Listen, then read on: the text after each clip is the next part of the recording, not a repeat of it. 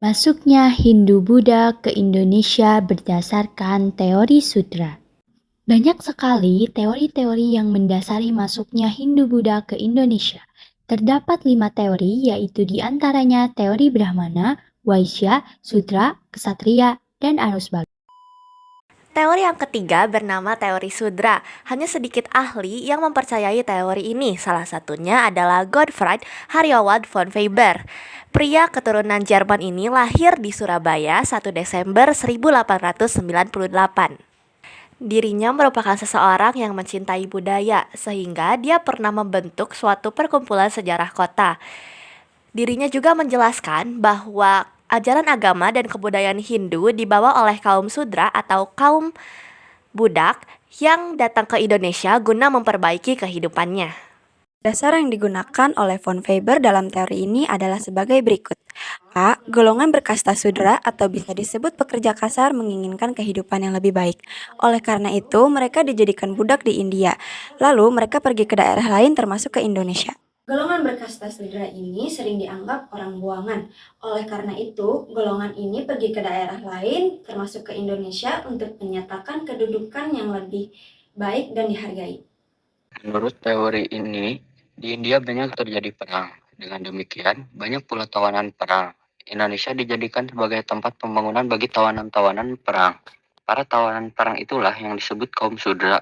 Golongan Sudra menetap dan terjadi sebuah proses asimilasi serta akulturasi dengan penduduk sekitar. Dan berjalannya waktu, masyarakat yang awalnya memeluk dinamisme dan animisme kemudian berganti memeluk agama Hindu maupun Buddha. Bukti dari teori ini adalah banyak adanya orang India yang bermigrasi di Indonesia untuk mendapatkan kedudukan yang lebih baik. Orang-orang keturunan India menikah dengan orang pribumi sehingga menyebarkan banyak keturunan India di berbagai provinsi di wilayah Indonesia. Kaum Sudra tidak layak untuk menyebarkan agama Hindu. Golongan ini golongan bawah, kaum budak, dan karena itu memiliki derajat terendah. Oleh karena itu, dalam urusan agama tidak mungkin kaum ini yang menyebarkan. Jadi kelemahan yang kedua adalah golongan Sudra tidak menguasai ajaran Hindu karena mereka tidak menguasai bahasa Sanskerta yang ada pada kitab suci Weda. Nah, untuk kelemahan yang ketiga, tujuan utama dari golongan Sudra ini adalah untuk mendapatkan kehidupan yang lebih baik, bukan untuk menyebarkan agama Hindu. Kelebihan teori Sudra dapat dilihat dari sudut pandang tentang kepergian kaum Sudra dari India untuk mendapatkan kehidupan yang lebih layak dan lebih baik.